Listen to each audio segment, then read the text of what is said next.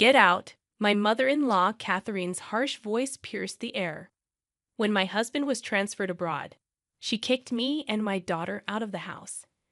With no place to go, I ended up at the park, holding my 2-year-old daughter, feeling lost and unsure of what to do next. Suddenly, police officers surrounded us. "Please come with us," they said. Soaked in the rain and shivering from the cold, I followed them to the police station, where I found an unexpected person waiting for me. I'm Emma, turning 35 this year. I met my husband Bob at work, and after a year of dating, we got married. I quit my job when we tied the knot, and 2 years ago, our daughter Lily was born. Right now, we all live together with my mother-in-law, Catherine. We used to rent, but after Catherine's husband passed and her niece started acting up, we decided to buy a new apartment and live together. We thought about getting a house, but with Catherine's knee issues, we figured it'd be smarter to live where it's easy to get around. Buying an apartment was cheaper and had an elevator, which was a big help. Catherine liked the idea too, so we put money down and got a 35-year loan. Bob's job doesn't move us around much since we bought the place, but he still travels for work about once a week. With a 2-year-old, his trips stress me out. At first, Catherine pitched in with childcare, but now she's not much help. She leaves dishes dirty and utensils unwashed, which piles up extra work for me. When I ask her to help, she promises to do better but doesn't follow through. Oddly enough, she cleans up when Bob's around, and I just noticed that recently. At first, I didn't think much of it when Catherine occasionally rinsed the dishes, but now I see things differently.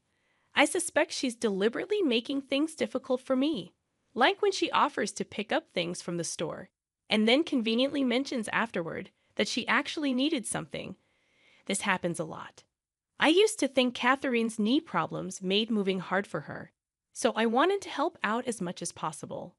But now, my eagerness to assist is wearing thin. I considered talking to Bob about it, but he's already stressed from work, and I didn't want to add to his worries. Catherine's behavior started not long after we moved in together, and it's been going on for years.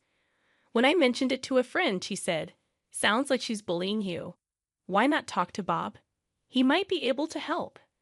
But if I bring it up with Bob, Catherine, who doesn't have any other family, might end up in a care facility. So I thought maybe it's best to just tough it out. However, something happened one day that made me reconsider. That day, I had arranged to drop off Lily at my parents' house. They'd always loved having her over and often suggested I stay the night too. But I always worried about leaving Catherine alone. After a quick chat with my parents, I headed back to our apartment where Catherine was waiting. But when I got there, I realized I had forgotten the keys. At first, I panicked a bit, but then I remembered Catherine was home. I tried buzzing her through the intercom, but there was no answer. I waited outside, thinking she might have gone out, but she didn't return. As it got darker, I decided to follow another resident into the building. I was sure Catherine wouldn't be out so late, but when I buzzed our apartment again, there was still no response. I waited a while longer, but still nothing. Finally, I heard a faint sound from inside, confirming Catherine was home. I kept buzzing the intercom, but she wouldn't answer. Feeling defeated, I booked a room at a nearby motel for the night, planning to sort things out when Bob got back from his trip. I got locked out. I explained to Bob when he asked what happened. He was understandably upset, but Catherine just brushed it off, blaming her hearing and joking about getting old. Relieved to be back inside, I grabbed my keys and went to pick up Lily from my parents' house. They offered their support, saying I could always come back if things got too tough. Their comforting words brought tears to my eyes, but I quickly composed myself before heading home with Lily. For a while, things seemed okay with Catherine. Then, unexpectedly, Bob's international transfer was confirmed. A permanent move, not just a business trip. We just bought a place, and now this international assignment. What should we do? Bob asked me. I hesitated, considering the stress it might bring to Lily, but ultimately decided it was best for us to stay in the U.S. Soon after, Bob had to leave for Europe. Although he was concerned, work kept him occupied, leaving me, Lily, and Catherine to navigate life together. Living with Catherine took a turn for the worse once Bob left for Europe, just as I expected. Her attitude shifted drastically. On a stormy day, when it was unsafe to go outside, Catherine blindsided me with a shocking request. "Now that Bob's away, wouldn't it be best if you and Lily found somewhere else to live?" she said bluntly. "Excuse me? What are you saying?" I couldn't believe what I was hearing. "I'd prefer to have the place to myself. I can't relax with strangers around. So if you could leave as soon as possible, that would be great," she replied, showing no remorse. I was stunned by Catherine's nerve. Despite not being blood-related, I had always treated her like family, doing my best to make our living situation comfortable. But to her, it seemed we were just unwanted guests. As I contemplated packing up and returning to my parents' house, Catherine's next words cut deep. "Why are you still here? Just leave already," she demanded, showing no mercy. Before I knew it, Lily and I were standing outside our own home, dressed only for indoors, as Catherine slammed the door shut behind us. No matter how hard I knocked, she refused to open it. Lost and stranded, I took Lily to a nearby park for shelter from the pouring rain. Without my wallet or phone, which were inside the house, I felt utterly helpless, unsure of our next move. Exhausted and freezing, I tried to keep us warm as we huddled together. With nightfall approaching and the cold setting in, I feared we might fall ill. Desperate for help, I considered the long walk to my parents' house, despite the distance. As I weighed our options, I noticed two faint lights in the distance. Squinting through the rain, I realized they were police officers approaching. Before I could decide what to do, one of them called out to me. "Are you Emma? And is this little one Lily?" the officer asked, catching me off guard with his knowledge of our names. I nodded weakly, confirming our identities. "Please come with us to the station," the officer requested, and I couldn't help but wonder why they were taking us there. Lily and I obediently got into the patrol car, grateful for the large towels the officers provided to shield us from the cold and rain. As we shivered in the backseat, I couldn't shake off my curiosity. "How did you know where to find us?" I asked, hoping for some answers. "We'll explain everything once we're back at the station," they assured me. Exhausted, I soon drifted off to sleep, only to awaken later to find ourselves at the police station. Following the officers inside, I was taken aback to see Catherine and my uncle waiting for us. "Uncle, what are you doing here?"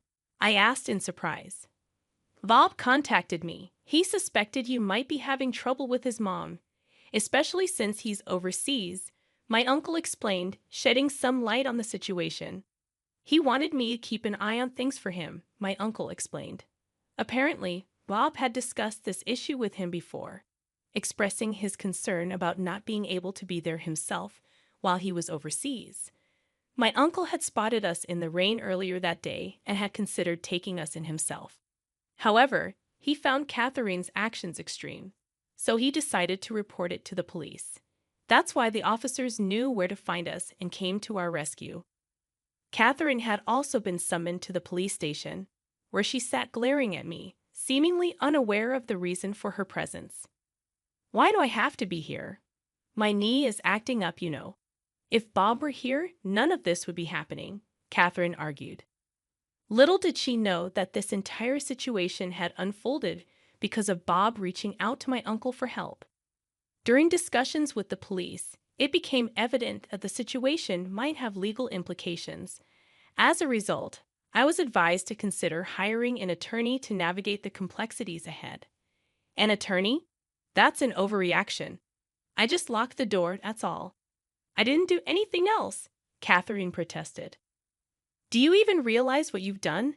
You threw Emma and a little child out in torrential rain. That's not something forgivable," my uncle defended us, emphasizing the severity of Catherine's actions and asserting my rightful ownership of the house. "That's impossible. Bob is the head of the household. He's the rightful owner.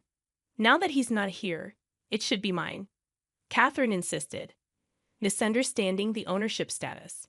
In truth, my uncle, who works in real estate, had facilitated a great deal on a condo for us, and Bob had recommended putting it under my name. Following my uncle's guidance, I decided to seek legal advice.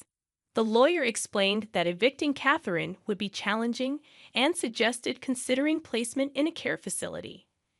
I immediately called Bob to update him on the situation. He hadn't anticipated the severity of the issue and expressed his desire to return from Japan to address it properly, considering placing Catherine in a facility. Unaware of the unfolding developments, Catherine, despite being at the police station, nonchalantly snacked on crackers. Unable to return home with Catherine, I sought refuge at my parents' house until Bob's return.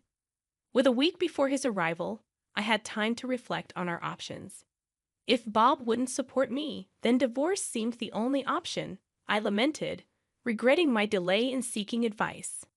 A week later, Bob returned from Europe, and I moved back home from my parents' place. However, his stay was brief as he needed to go back to Europe soon. With limited time in Japan, we had to discuss our next steps. I heard some things from Emma's uncle. Is all of that true? Bob inquired as soon as we were together. Catherine adamantly denied any wrongdoing, insisting it was all lies and accusing me of plotting against her. Surprisingly, Bob seemed inclined to consider Catherine's perspective. Do you have any evidence to prove Emma's plotting something? Bob asked, seeking clarity. Evidence? Of course not. Emma, do you have any evidence? I admitted I hadn't been able to keep track of things due to my busy work schedule. Uncertain of whom to believe, I handed Bob a voice recorder I had with me. What's this? Bob questioned as I handed it to him. I explained that it contained recordings of Catherine's harsh words and her eviction of me from the house. As Bob listened to the recordings, he heard Catherine's disparaging remarks about me, questioning why he even married me. Catherine quickly began to defend herself upon hearing the playback. This is taken out of context. Everyone has their moments, right? I was just frustrated at that time. But it was just this once.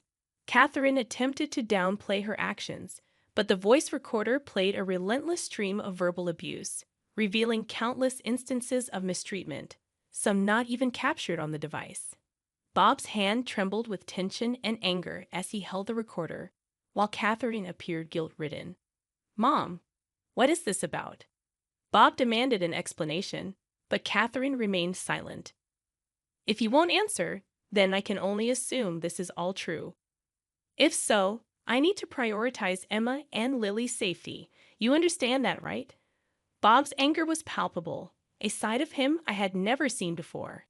Catherine, seemingly realizing the severity of the situation, cowered in fear, unable to respond. In the ensuing discussions before Bob's return to Europe, I made it clear that I could no longer live with Catherine, especially with Lily in the picture. Bob seemed to agree, leaning towards the idea of placing Catherine in a care facility. However, Catherine vehemently opposed the suggestion, complicating matters further. Regardless, I decided to sell the house, so you can't stay here anymore. If you don't want to go to the facility, you'll need to find another place, Bob announced firmly. How dare you decide this on your own? I won't allow you to sell the house. Catherine protested vehemently, but the decision was made. Lily and I had already chosen to move to Europe, as Bob regretted not being more present for his family and was determined to make amends moving forward. Although I had reservations about moving abroad, knowing that Bob would be with us provided some comfort. Plus, I thought it would be beneficial for Lily, who was only 2, to immerse herself in a new environment and practice her communication skills in Europe. Therefore, selling the condo, which still had a mortgage, was the only viable option.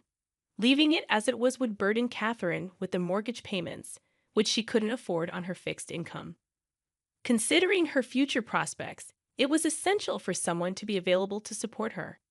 Despite our best efforts, Catherine refused to move into a care facility voluntarily, so we had no choice but to arrange for her admission forcibly.